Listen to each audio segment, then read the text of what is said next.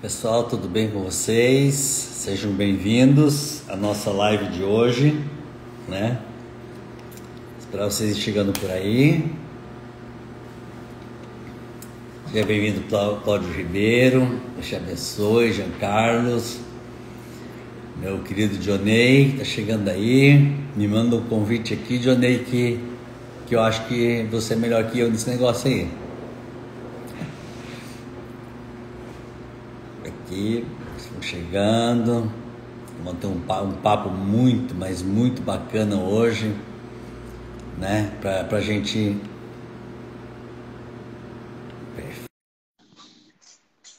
Que eu acredito que vai ser muito bom para todos vocês, né? Conectando. E daí, Dionei, tudo bem? Tudo jóia. E o senhor Bispo, tudo bem? Tudo tranquilo. Chovendo muito por aí? Nossa, tô olhando para fora aqui, tá feio, sabe? Eu até considerei botar um casaco hoje, que o negócio tá feio pra cá. Tu tá em Joinville ou tá em Floripa? Não, hoje tô em Floripa. Tá em Floripa. Bom, nós estamos hoje com o Dionei aqui, porque eu tenho muito carinho por ele, nós somos muito bons amigos, né? Graças a Deus, e é Amém. nosso pastor aqui na igreja e um mestre que a gente respeita muito e tem uma, Amém. uma grande capilaridade de informações que às vezes ele passa melhor do que eu. Meu negócio é pregar domingo à noite com um tom evangelístico. Eu digo, ó, como o teu amigo, assunto mais detalhado já vai lá pro Dionei, já vai pro Bispo Cláudio. Rude. O Bispo Rude tá muito desviado pro meu gosto. Coitado. Maldade do coração. São os três que me resolvem. Eu queria Verdade. trabalhar contigo hoje, para o nosso espectador aqui, 2 pontos, tá? Que eu acho que é muito importante, daí eu queria trabalhar mais no final sobre o ventre de Deus ali, tá? Perfeito. E no início eu quero começar contigo sobre a nova aliança, né? Uhum. E porque eu acho importante, eu estou trazendo vocês, mestres da palavra viva, para que as pessoas não entendam que nós somos adeptos de uma graça barata, né? Sem dúvida. Que nós somos adeptos de uma graça libertina, de uma hipergraça, de um calvinismo radical, ou um calvinista, né? Mas nós temos um posicionamento que é da palavra viva, que é de nós aqui, que nós entendemos como é que funcionam Sim. as coisas. Nós não somos nem arminiano e nem calvinista, né? Na verdade, nós somos cristãos, nós temos uma dependência de Cristo, né? Então, a primeira coisa, eu queria que tu começasse com a nova aliança, para que a gente... Aí eu vou te fazendo as perguntas aqui e as pessoas vão sendo abençoadas nas suas casas hoje. Tá. Deixa eu começar falando um pouco da velha, para a gente poder fazer um paralelo. Isso. Eu gosto muito de fazer o paralelo da velha comparando a pesca maravilhosa. As duas pescas maravilhosas. Né? Porque quando você analisa toda a questão de como Deus age com o homem, das alianças que ele vai fazendo ao longo do tempo, porque você vê, por exemplo, que tinha uma aliança com Adão, você vê isso em Oséias. Oséias fala que Adão simplesmente rompe a aliança com Deus, e você vê que Deus vai fazendo alianças ao longo do tempo, depois faz com Noé, faz com Abraão, é um processo que ele vai, digamos assim, cada vez mais aliançando com o homem e chegando a níveis cada vez mais próximos, até chegar no máximo, que é a nova aliança, que é a aliança perfeita, que Hebreus 8 deixa isso muito claro. Por isso que Hebreus 8 também faz o paralelo da antiga com a nova. Isso. E Hebreus 8 faz questão de deixar muito claro o seguinte, que se a aliança antiga, né, aquela que foi feita lá por meio de Moisés e tudo mais, se ela fosse perfeita, não haveria necessidade de haver uma nova aliança. Né? Por quê? Porque a aliança antiga já teria, né, suprido tudo o que é necessário. Só que ele deixa muito claro em Hebreus que, primeiro, essa antiga aliança ela está muito baseada na questão da lei. Né? Não que a lei seja ruim ou que seja um problema, mas qual é a limitação da lei? Porque a lei é limitada. E Hebreus deixa isso muito claro também, que ele diz o seguinte, a lei não aperfeiçoa ninguém. E Deus quer o quê? O objetivo de Deus é que sejamos aperfeiçoados por meio de Cristo. Né? Sejamos aperfeiçoados e alcancemos a estatura de Cristo. Então, Para isso acontecer, ele precisa de uma força de aperfeiçoamento, um processo de aperfeiçoamento que pudesse nos levar a isso. Só que a lei ela é insuficiente, ela é incapaz para esse processo. Né? Não que ela seja ruim, muito pelo contrário. Né? A lei é boa, Paulo deixa isso muito claro em vários aspectos. Então, quando você analisa essas duas alianças, por Hebreus, no caso Hebreus 7, vale a pena você ler quando você puder, Hebreus 7 e Hebreus 8, né, para quem está assistindo a gente. Depois dê uma lida com calma, você vai ver isso com mais detalhes. Eu vou dar um overview e vou usar agora a questão da pesca. A pesca é interessante, porque você tem a pesca maravilhosa em Lucas 5, que é antes do evento da cruz, e nós temos uma pesca relativamente maravilhosa em João 21, que é depois da cruz, depois da ressurreição. E é interessante porque as duas, eu costumo ler como um paralelo relacionado à questão das alianças. E vou dar um exemplo para isso, e vou usar o próprio termo de Jesus. Jesus, em Mateus 13, ele compara o reino de Deus, por exemplo, também é uma pesca, né? Onde lança a rede ao mar para tirar do mar, né? E mar simboliza nações, tirar de lá os peixes. Então, Mateus 13, o próprio Jesus faz um comparativo da questão do reino de Deus com isso, como um pescador que lança sua rede sobre o mar, ou seja, as nações, e vai tirar disso os peixes. Baseado nisso, né, olhando as pescas maravilhosas, a gente vê o seguinte. Primeiro que na primeira pesca de Lucas 5, você tem o seguinte, Jesus chega, os barcos estão na areia, né, e aí ele pede para usar os barcos, né? Os apóstolos futuros dizem sim, né? Pedro diz sim, e aí pede para colocar em águas mais rasas, e aí ele dá todo o seu discurso, e depois ele diz o seguinte, agora vocês vão pegar o barco e vão levar em águas profundas. Tem vários ensinos aí, né? Porque, por exemplo, você tem os 3 níveis sempre, né? Que nem o tabernáculo, que tem o pátio, Santo Santíssimo, né? São os níveis de proximidade com Deus. Então, por exemplo, você tem o barco na areia, que é o primeiro nível. Você tem o barco já em águas rasas, onde você já tem um Jesus ensinando, mas você tem maior recompensa estão nas águas profundas.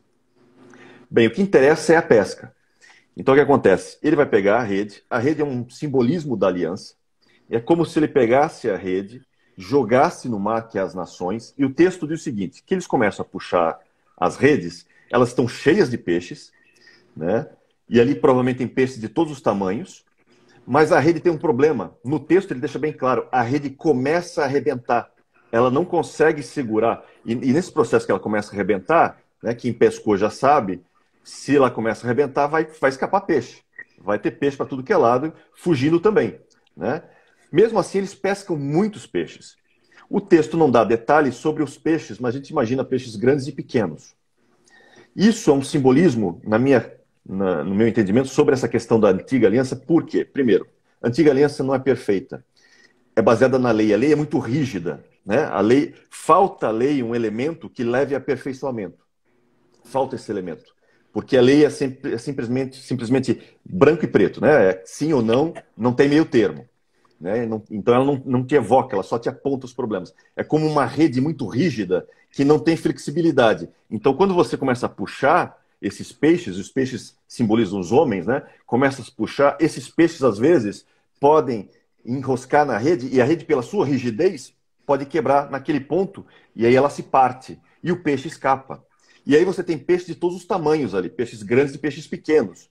Por quê? Porque como está muito relacionado à lei, você tem uma justiça meio própria ainda relacionada, não que a salvação seja por justiça própria, nunca foi, na verdade sempre foi pela graça, até a própria lei antiga deixa isso claro, é só você ler Deuteronômio 7, Deuteronômio 9, você vê que Deus fala para Israel, Israel, eu te escolhi, não porque você era uma nação justa, você não tinha justiça nenhuma, você não era a maior das nações, né? Então ele deixa isso bem claro, que foi uma eleição pela graça. Mas os homens faziam para poder permanecer, né, na sua própria força. Então, você tem vários níveis de justiça. Isso fica tão claro que, por exemplo, quando você chega para Jesus, Jesus fala de João Batista e diz assim, olha, eu vou dar um testemunho de João Batista para você. Dentre os nascidos de mulher, até hoje, ninguém foi maior que João Batista. Essa é uma frase de Jesus muito interessante, porque imagina, nós estamos falando de milhões, talvez bilhões de pessoas antes daquele momento, que nasceram. Isso inclui, por exemplo, Noé, Enoque, Jó, Daniel, por exemplo, que são pessoas que Deus mesmo testificou sobre eles, né? E diz, não, João é maior. Mas aí Jesus lança uma palavra que é muito interessante, assim, mas os do reino, o menor no reino, é maior do que João. Olha que coisa curiosa. O que ele está dizendo? Ele está apontando para essa nova aliança, para essa outra pesca. Já que a pesca anterior, a rede se partia por causa da sua rigidez e tinha peixes de vários tamanhos, na pesca de João 21, o negócio muda. Em primeiro lugar, a primeira coisa que me chama a atenção na pesca de João 21 é que Jesus dá uma ordem, lança a rede à direita do barco. Isso me leva a presumir o seguinte, que normalmente a pesca, a rede era lançada à esquerda. Né? Então, se ele está dizendo lançar à direita, possivelmente isso é algo fora do padrão comum.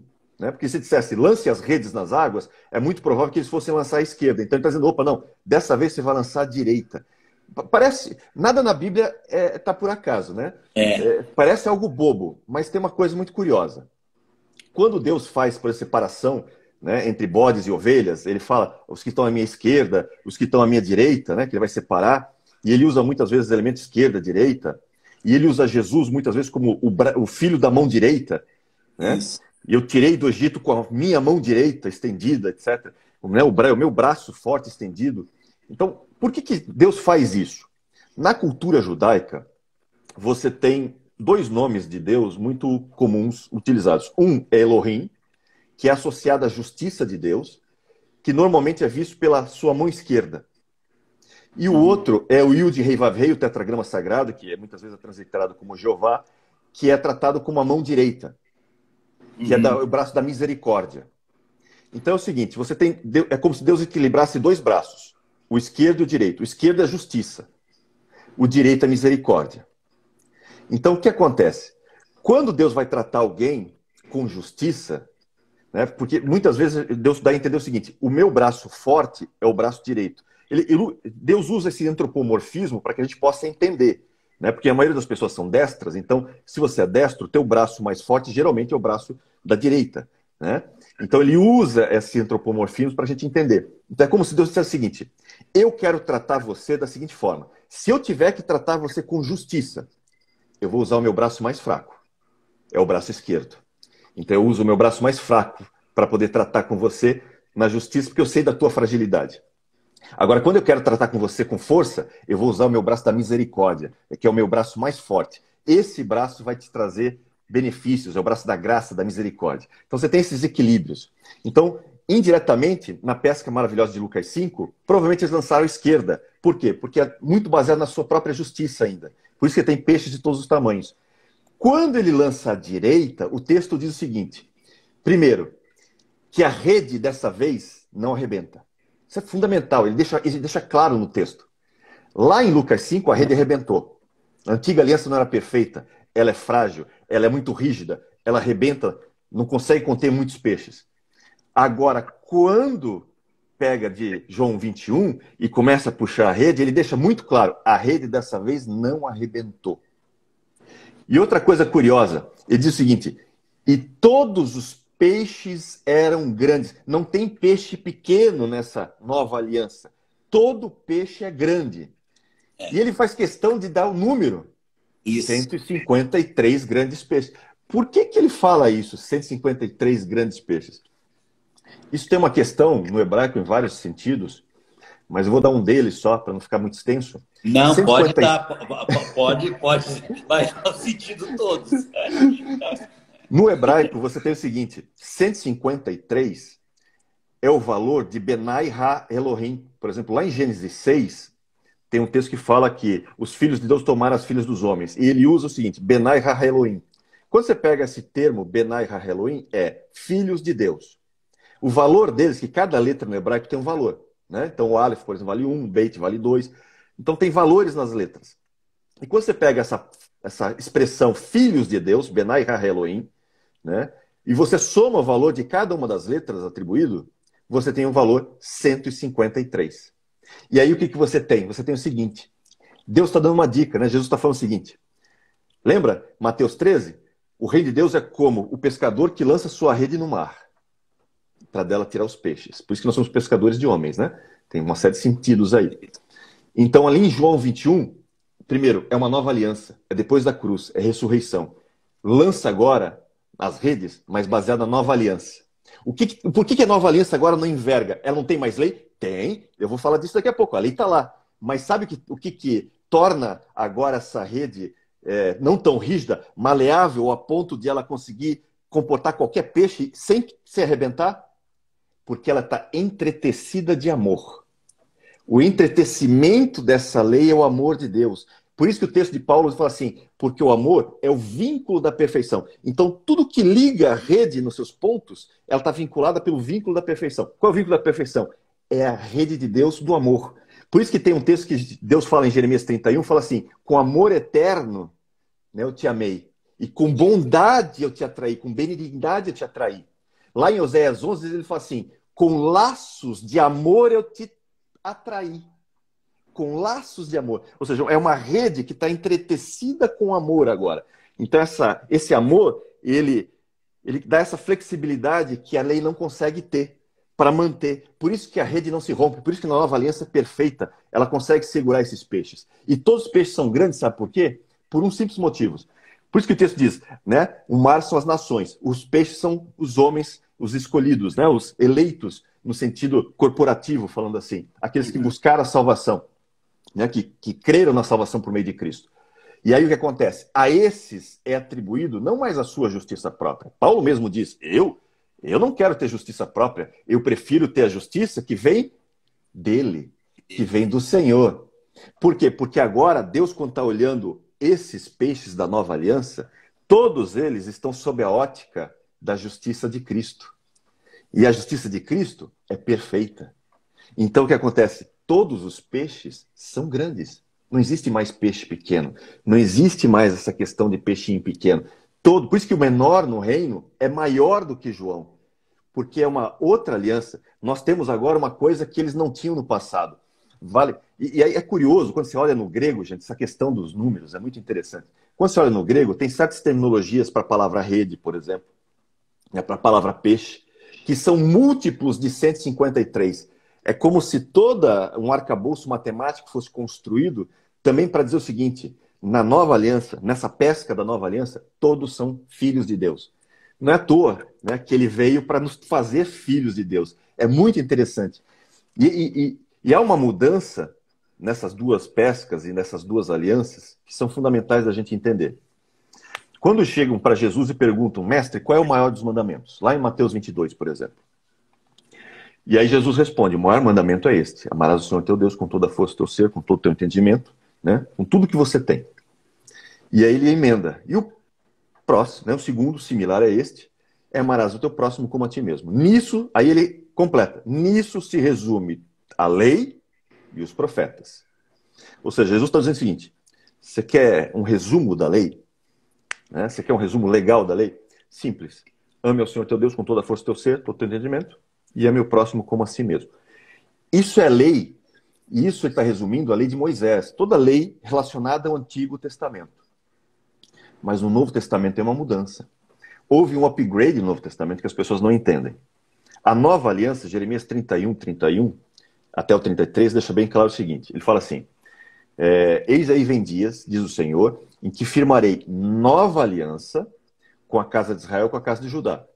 E aí ele fala assim, não conforme a aliança que eu fiz com seus pais no dia que os tomei, né, pela mão para tirar a terra do Egito, porquanto eles anularam a minha aliança, não obstante eu haver desposado. Ou seja, o que Deus está dizendo é o seguinte, quando eu tirei teus pais lá do Egito, lá no Êxodo, e eu estabeleci a aliança com eles, lá no Sinai era um casamento.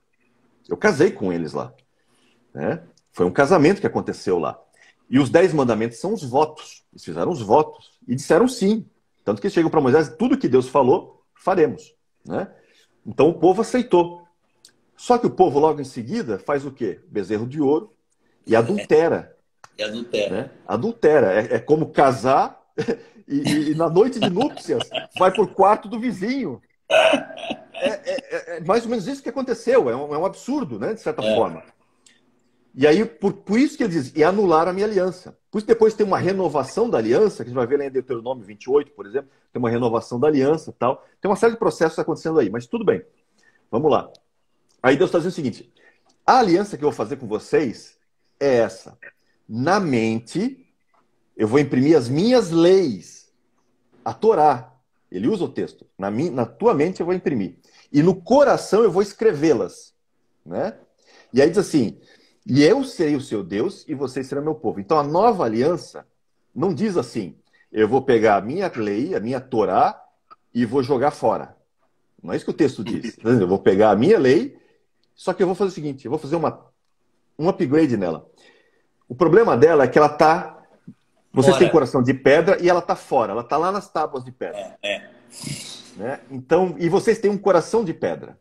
Então não dá. Desse jeito não vai funcionar. Então na nova aliança eu vou fazer o seguinte, eu vou fazer um upgrade, eu vou melhorar esse negócio. E lá em Ezequiel ele diz assim, como é que ele vai melhorar? Porque é uma transformação que vai acontecer. Né? Por isso que eu digo que a lei ela não está jogada fora. Ela está dentro de nós dessa nova aliança. Já vou chegar onde eu quero chegar lá do texto da pesca maravilhosa e todos são grandes. Desculpa, gente, mas é um pouco... Mas é ótimo. Tá ótimo, tá ótimo. É muito evento. Bem, para que você seja... Porque Jesus fala o seguinte, eu vim para que vocês se tornem filhos de Deus. Né? Muito bem, ele veio para isso. Então ele veio abrir o caminho, rasgar o véu, abrir o caminho para que nós tenhamos esse acesso. Bem, para que isso seja possível... Porque tem um detalhe, Jesus, né, o texto de João 3,16 diz que Deus amou o mundo de tal maneira que deu o seu filho. Bem, esse amor no hebraico é ahavá. Tá? Daqui eu já vou usar depois para ele entrar lá no ventre depois. Ahavá. Ahavá é o amor de Deus. Agora perceba o seguinte, vamos fazer como Paulo faz. Eu gosto muito de Paulo. Romanos 6, eu estava conversando com um pastor de São Paulo esses dias, ele me ligou e estava pedindo opinião sobre Romanos 6, que ele ia pregar e tal. E eu falei o seguinte, dá uma olhada em Romanos 6 e repara como Paulo fala assim, eu falo com vocês como homem, devido à fraqueza da carne de vocês. Se você reparar, Paulo está falando lá em Romanos 6, está falando termos militares e está falando sobre o servo e o escravo. Por que Paulo faz isso para os romanos? Primeiro, os romanos eram a potência da época, então de militares entendem. Então ele usa uma linguagem antropomórfica militar para isso. Depois ele usa uma linguagem sobre servo e escravo, porque são senhores do mundo. Então, sobre servo e escravo, os romanos entendem bem. Então ele usa isso porque ele está dizendo o seguinte, para que vocês entendam de uma forma questões espirituais que são muito abrangentes, eu vou usar uma linguagem mais humana, por isso que ele diz, falo como homem, para que vocês possam compreender. É interessante, por exemplo, quando ele fala para Coríntios, ele usa uma outra terminologia, porque os coríntios são gregos. E como são gregos, entendem de jogos. Aí ele fala sobre o quê? Fala sobre jogos. Fala da corrida, fala do atleta. Ele usa uma terminologia para que eles compreendam naquela época. E da mesma forma é hoje. Por exemplo, Deus é como você e eu, lá na época do colégio, que a gente tinha o nosso crush, como se diz hoje, né? A menina que a gente gostava. E era a menina linda, nós amávamos essa menina. Mas ela nunca nos deu bola. Nunca me deu bola. Nunca olhava para mim. Então, o que acontece? O meu amor por ela existia, mas ela não olhava para mim, não queria saber de mim. Ela nunca conseguiu entrar num relacionamento comigo. Por quê? Porque ela desprezou o meu amor. Ela não me conheceu como eu realmente sou. Ela não viu a minha intimidade, ela não pôde desfrutar daquilo que eu podia proporcioná-la. Até que eu conheci minha esposa. E minha esposa retribuiu esse amor. Então, essa retribuição envolve aspectos do amor muito mais profundos do que aquele crush que eu tinha que não teve relacionamento. Assim é o homem com Deus. O homem com Deus, Deus ama todos. E está disposto a ter um relacionamento com cada um individualmente, de uma forma profunda. Só que você só vai experimentar um novo nível do amor de Deus no momento que você diz sim. Então, é onde vai entrar o ventre de Deus depois. Porque daí vai ter uma transformação em você. Lá em Ezequiel 36, 26, 27, diz o seguinte, para que haja esse relacionamento e para que você chegue no nível que eu quero que você chegue, eu tenho que transformar você. Para transformar você, eu tenho que tirar essa natureza de filho de Adão, para te transformar em filho de Deus. Para te transformar em filho de Deus, então eu vou fazer o seguinte, Ezequiel 36, 26, 27, fala dessa nova criatura. Né? É interessante que o Novo Testamento fala muito de ser nova criatura em Cristo, mas o Novo Testamento não explica o que mudou para ser nova criatura. Quem explica é o velho. Ezequiel 36, depois você lê, Ezequiel 36, 26, 27. O texto fala assim, né? Dar-vos-ei coração novo, né? Vou dar para vocês um coração, espírito novo, vou tirar de vocês o coração de pedra e vou colocar um coração de carne. Olha só o que está acontecendo aqui. Está tendo uma transformação. Você está recebendo um coração novo, coração fala de emoções, né? Uma mente nova, porque de certa forma Jeremias fala da mente, então fala da questão também do meu intelecto. Então eu recebi coração novo, mente nova, que, né, associando esses dois textos, mas eu recebi um espírito novo. Isso então, que muda tudo. Isso muda tudo. E nós somos seres trinos, né? Porque nós temos corpo, alma, espírito. Então, o espírito estava morto, nasceu uma luz aqui dentro que reviveu ele. Deus acendeu a luz dele dentro desse meu tabernáculo que estava escuro, com a sua luz, e reviveu e me deu um espírito novo. Por isso que diz assim, não apagueis o fogo do espírito. Esse fogo, que nem o tabernáculo de Moisés, quando ele inaugura, está tudo escuro lá, né? Ele vai inaugurar, quando a coluna de fogo desce sobre o tabernáculo, ele ilumina o tabernáculo a partir do Santíssimo, que é a visão do Espírito, e enche tudo com o seu fogo, né? Por isso que vai acender tudo, e vai acender as brasas lá atrás. Esse fogo foi acendido em nós, por isso que o texto também diz que Jesus brilhou em nós, né? Brilhou dentro de nós. Deus iluminou novamente, como se fôssemos nova criação. Só que ele começa onde? Lá no Espírito. Então ele me deu um espírito novo, depois me deu uma alma nova, porque a alma é a sede das emoções e, né, intelecto, por isso que é coração e mente novos, mas não me deu um corpo novo, o corpo é o antigo ainda. Por isso que eu vou ter essa briga do corpo com o espírito. Mas no versículo 27 de Ezequiel 36, diz assim, e eu vou colocar para que tudo isso funcione, porque só eu te dar um coração novo, espírito novo, não funciona. Eu vou te dar o que você precisa. Eu vou colocar o meu espírito dentro de você. E eu gosto da NVI. A NVI é muito legal nessa tradução. A NVI diz assim, e eu vou fazer com que vocês obedeçam as minhas leis perfeitamente. Ou seja... é importante, Johnny, deixa eu te interromper para te abrir, para te dar mais leque, tá? Inclusive. Porque no Antigo Testamento, Deus não estava dentro do povo. Exato. Né? Não estava dentro do povo. No Novo Testamento, nos 4 evangelhos, Jesus andava ao lado do povo, né? Ele não podia estar dentro das pessoas. Na nova aliança, eu estou arrepiado com o que você está falando aí. Nós temos esse benefício maravilhoso. Exatamente. De ter o Espírito Santo dentro de nós. Então, Deus fora, Jesus ao lado, o Espírito dentro, só que daí nós temos o conjunto, né? Onde o Espírito entra, vem o Pai e vem o Filho. Exato. Ou seja, nós, na nova aliança, nos proporciona algo que nunca houve em todas as alianças. Eu me apaixono por isso, é uma loucura. Por isso que vai sendo um progresso, por isso que ela vai... É que nem a revelação, ela vai progredindo até chegar à perfeição. Por isso que o texto de Gálatas diz que em Cristo veio a maturidade. Não tinha maturidade até lá. Porque nos primeiros 2000 anos foram a infância. Depois, os outros 2000 anos da lei, foi a juventude da humanidade. Mas a maturidade da humanidade começa com Cristo. Ele traz a maturidade. Agora, claro, você tem que querer viver essa maturidade. Porque dá para estar na graça e viver como bebê. Muita gente faz isso. E aí deixa eu aproveitar e fazer esse gancho também, nessa questão do espírito. Porque é interessante que diz assim, eu vou colocar o meu espírito e eu vou fazer, não é eu que faço. O espírito que está em mim é quem starta sempre o processo. Por isso que tem um post que eu fiz ontem, que coloquei Filipenses 1,6, porque aquele que começou a obra, né, é poderoso para completá-la até aquele dia. Então, ele começa... Printei e botei no meu story. Ele começa, ele viabiliza e ele termina. Tudo começou nele. Agora, eu sou cooperador, eu participo, porque eu não sou marionete, né? Deus não fica lá me marionetando. Isso aí. Então, é interessante, e aí você começa a entender algumas coisas de Deus que são muito curiosas, desse novo nascimento. Né? Você ganhou esses elementos novos. As pessoas perguntam, mas você ouve Deus como? Em primeiro lugar, Lembra do tabernáculo? O tabernáculo você tem o pátio, o santo e o santíssimo. No santíssimo é que está a arca, está a presença de Deus, é que está o trono de Deus. Quando Moisés falava com Deus, né, ele falava com Deus e Deus estava lá na arca. E ele ficava à porta, ouvindo. Não mudou, gente. Deus agora está dentro de você, no espírito. Lá no teu espírito. Lá dentro. Por isso que quando você ouve Deus, você não ouve fora, necessariamente. Você ouve de dentro.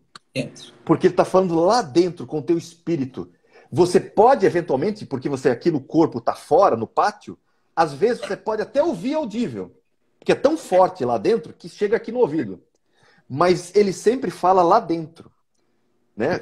É de dentro para fora, não de fora para dentro. E aqui que entra, né, pastor Jonei, uma das coisas mais importantes na vida de um cristão é ter tempo com a Bíblia. Exatamente.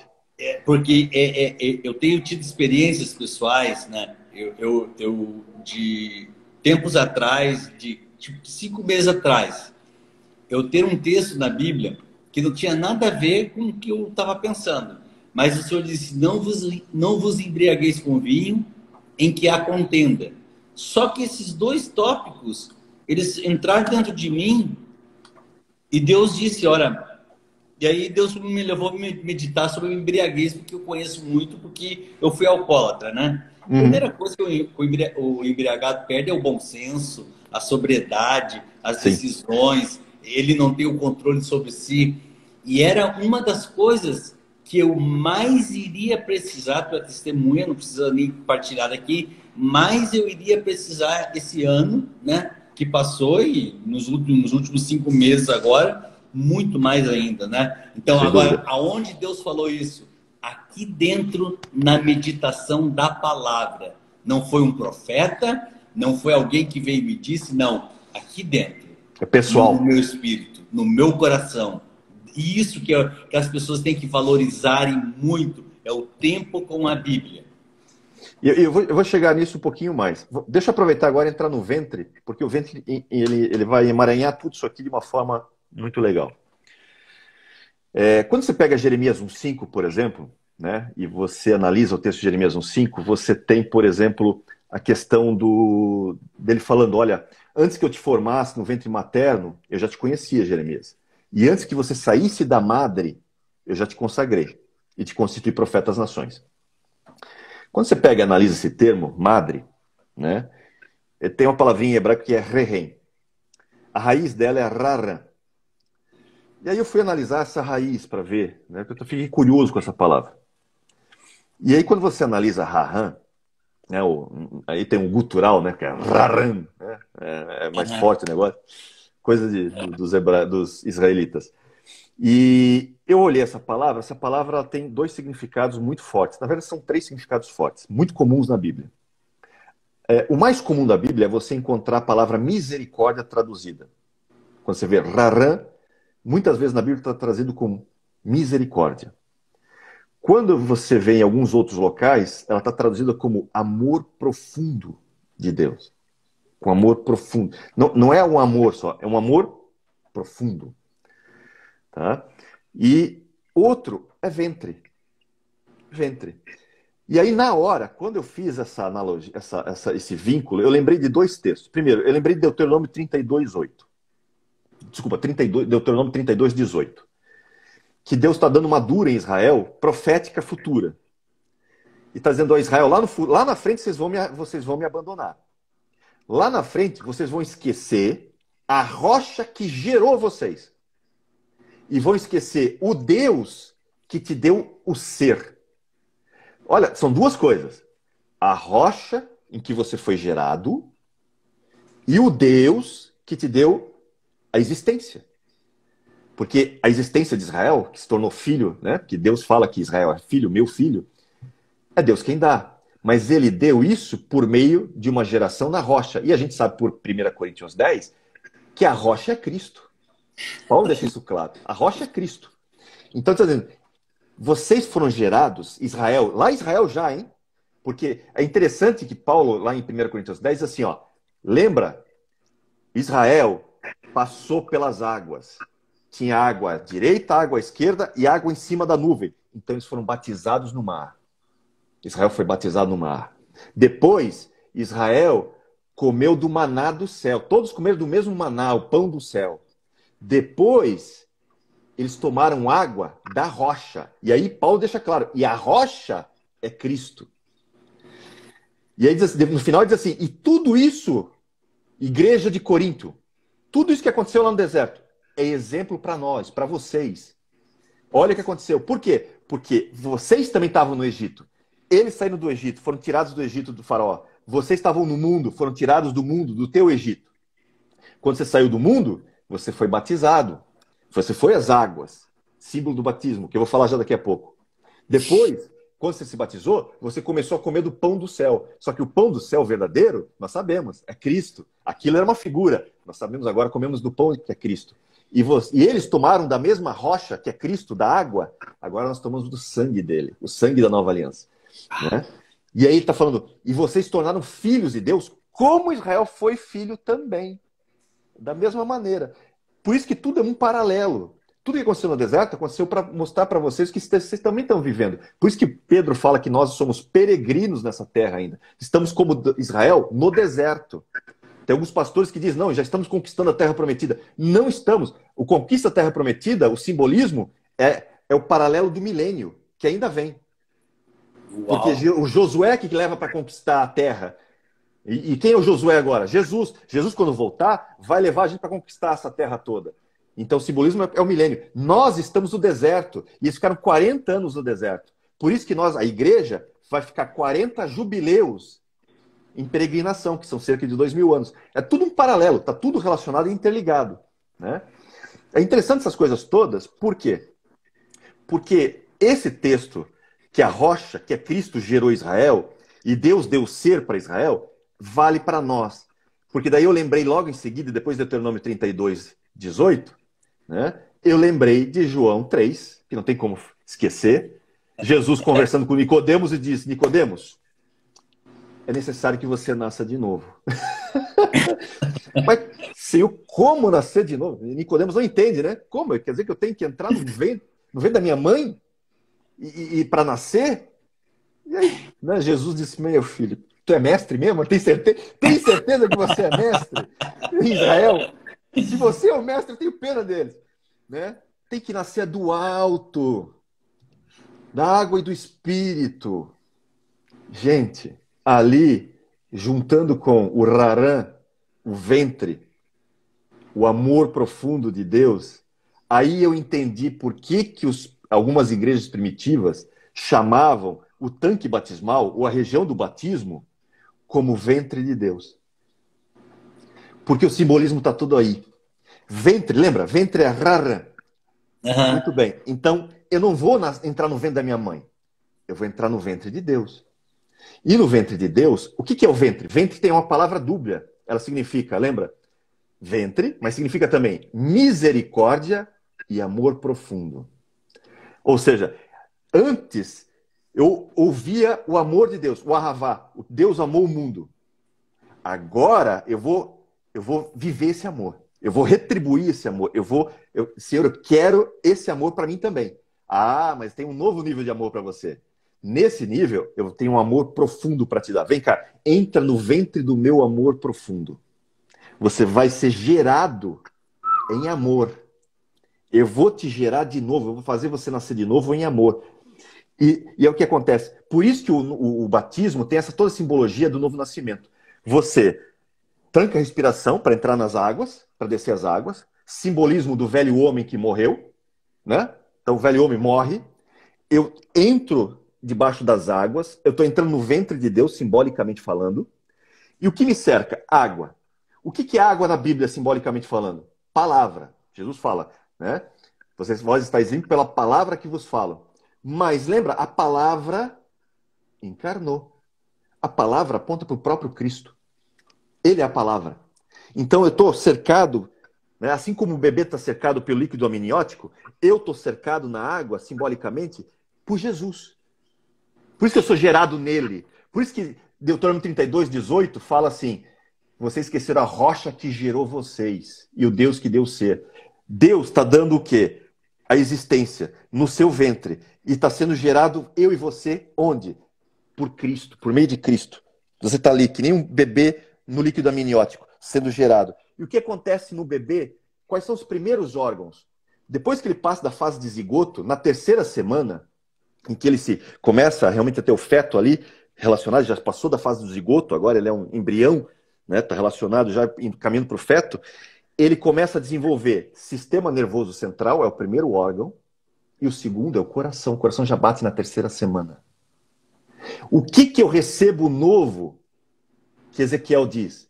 Eu vou dar para vocês coração novo, e vou dar, lá em Jeremias 31, uma mente nova. Então você está lá, ó, dentro do amor de Deus, gerado em Cristo, e Cristo está fazendo o quê? Está gerando em você uma mente nova, um coração novo. E aí, você emerge do tanque batismal. Qual é a primeira coisa que a pessoa faz quando emerge do tanque batismal? Fôlego de vidas. Fôlego de vidas. Vento. O que é isso? Ruá. Espírito.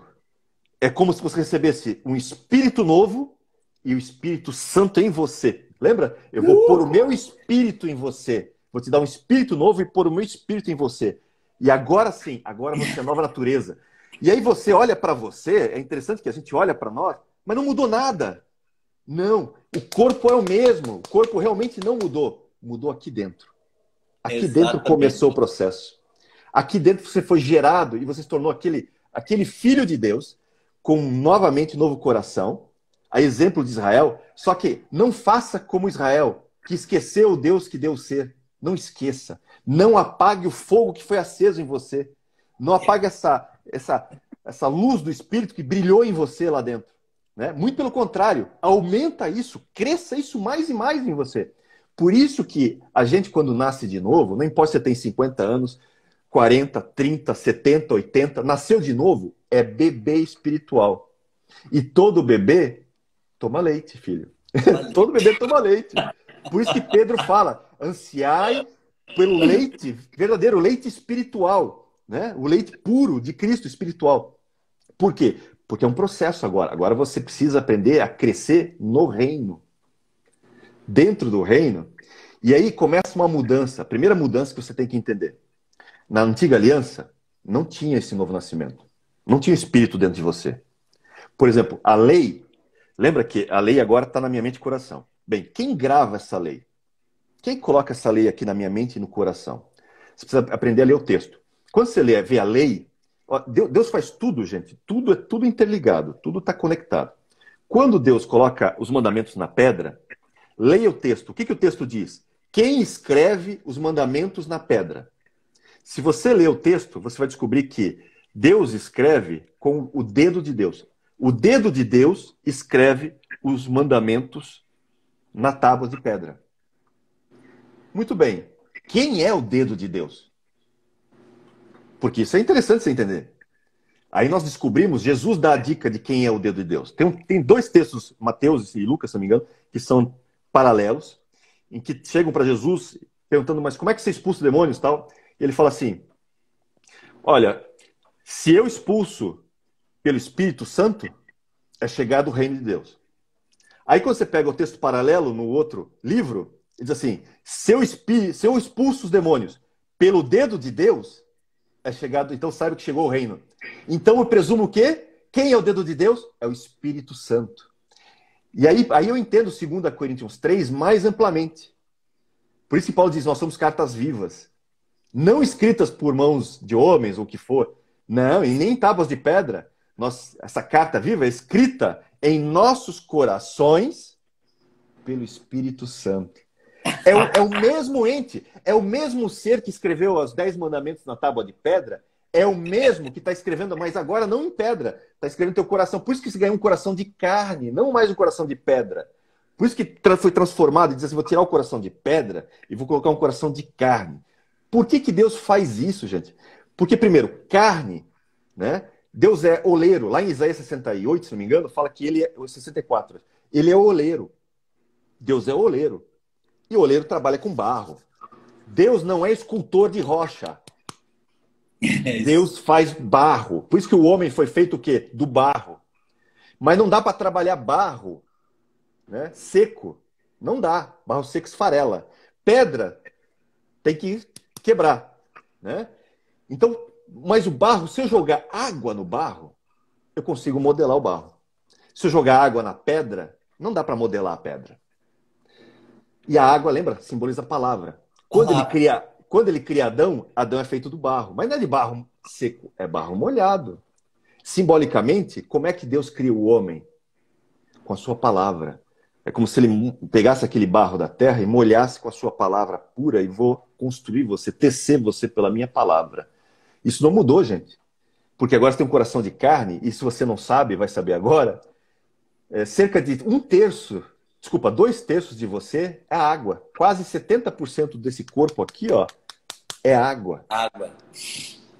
Só o teu osso, que parece algo muito rígido, 22% dele é água. Ou seja, se 70% é água, por isso explica por que eu tenho um coração de carne. Ou seja, é um coração que simboliza aquele barro molhado que Deus pode modelar. Porque diz assim, agora eu posso pegar o teu coração e o Espírito Santo vai pegar, vai escrever e vai modelar. Modelar a imagem de quem? De Cristo. O modelo é Cristo. Sempre é Ele. O modelo é para Ele. Sempre. O objetivo é tornar-nos a imagem do Filho. Né? Esse é o propósito. Por isso que a lei muda. A lei, houve um upgrade na lei. Esse pessoal que diz que não tem lei, primeiro que está errando. Porque Paulo, por exemplo, usa 3 nomes para a lei. Existe Romanos 3:27, fala da lei da fé. Aí você pega Romanos 8, se não me engano, 2, lei do Espírito. Aí você pega 1 Coríntios 9:20 ou Gálatas 6:2, por exemplo, fala da lei de Cristo. Tiago vai chamar da lei da liberdade. Ou seja, nós não temos a lei de Moisés sobre nós. Nós estamos debaixo da lei de Cristo. É outra lei. Houve uma mudança aí. Mas como é que houve essa mudança? Primeiro que houve mudança de sacerdócio. Hebreus 7 deixa isso bem claro. E quando tem mudança de sacerdócio, necessariamente tem mudança de lei. Porque o sacerdócio era levítico, agora o sacerdócio é por meio de Cristo, que era da tribo de Judá. Então já teve uma mudança aí. Então a lei antiga teve que ter um upgrade. Mas o mais importante é o seguinte, vamos resumir a lei de novo? Ó, lei do Antigo Testamento. Ama o Senhor teu Deus com toda a força do teu ser, com todo o teu entendimento, e o próximo como a ti mesmo. E o Novo Testamento? Mudou. O Novo Testamento mudou. Muita gente não entende isso, mas mudou. Ah, mas lá em Romanos 13, Paulo não fala que a lei se resume nisso, em amar o próximo como a si mesmo? Sim. Paulo está usando o contexto da lei antiga. Ele está falando da lei antiga, inclusive falando não matarás, não cobiçarás. Ele está falando, o contexto da lei antiga é essa. Amarás o teu próximo como a ti mesmo. Sempre que você vê isso no Novo Testamento, amarás o teu próximo como a ti mesmo, veja o contexto. Eles estão falando da lei lá atrás. A lei de Moisés, estão apontando para a lei atrás. Mas, Dionei, o que mudou? Mudou o seguinte. O mandamento de amar a Deus acima de todas as coisas é a mesma coisa. Mudou. Mas lá em João 15, por exemplo, 9, Jesus fala assim, assim como o Pai me amou, eu amei vocês. Logo em seguida, no 12, ele fala assim, e um novo mandamento vos dou. Amem-se uns aos outros como eu vos amei. Não é mais como você se ama. Porque você não sabe se amar. Tem coisas, por exemplo, que você faz que você não se perdoa. Se você não consegue se perdoar, como é que vai perdoar o teu próximo quando ele fizer a mesma coisa? Você não vai conseguir. Porque você não sabe amar. Agora, na nova aliança, diz assim, não, a nova aliança mudou, filha. Ficou mais pesado. Agora é para você amar como Jesus ama. Por exemplo, Jesus perdoou só alguns dos nossos pecados? Não, Jesus perdoou todos. Quando o teu próximo fizer alguma coisa contra você, é para você perdoar só algumas coisas? Não, perdoa tudo. Por isso que é 70 vezes 7. Por isso que Pedro lá se lascou quando achou que era só 7 vezes. É 70 vezes 7. Ou seja, é como se fosse um jubileu pleno, sabe? 490. 490 é como um jubileu pleno. São 10 jubileus plenos para você poder perdoar de uma forma como Deus perdoa. Mas peraí, Dionei, mas como é que eu vou amar como Jesus ama? Por isso que Jesus não pediu isso na antiga aliança. Porque na antiga aliança, lembra? O coração era de pedra, não tinha uma transformação plena como teve, e muito menos o Espírito Santo dentro. No máximo, fora, como o senhor bem frisou, e ao lado com Jesus, como, né, o senhor já colocou. Mas dentro eles não tinham. Nós temos o Espírito Santo dentro de nós. E sabe por que a gente pode aprender a amar como Jesus ama? Porque Romanos 5:5 deixa bem claro que o Espírito Santo derrama em nossos corações o amor de Deus. Sabe por que que o Espírito Santo faz isso? Para te ensinar a amar. Quero encerrar aqui. Para ficar esse gatilho mental para a próxima live. Tem muita coisa para falar, então fica para a próxima. Olha só, gente. Condensando tudo, vamos fazer um suco maravilhoso aqui. Ele está bem definido. Melhor do que isso é impossível. O Espírito de Deus derrama o amor dele no nosso coração para nos ensinar a amar. E também aqui, né, Pastor Jonei, define um outro alvo, né? Amar o próximo como a si mesmo. Como nós precisamos hoje ativar isso. Abrir o coração para o Espírito Santo. Abrir o coração para a palavra de Deus. Abrir o coração para essa graça maravilhosa, perdoadora que nós recebemos na cruz do Calvário, para que nós possamos amar o próximo como Jesus nos amou. Isso muda tudo, tudo. Muda tudo. Quero te agradecer de todo o meu coração, tá?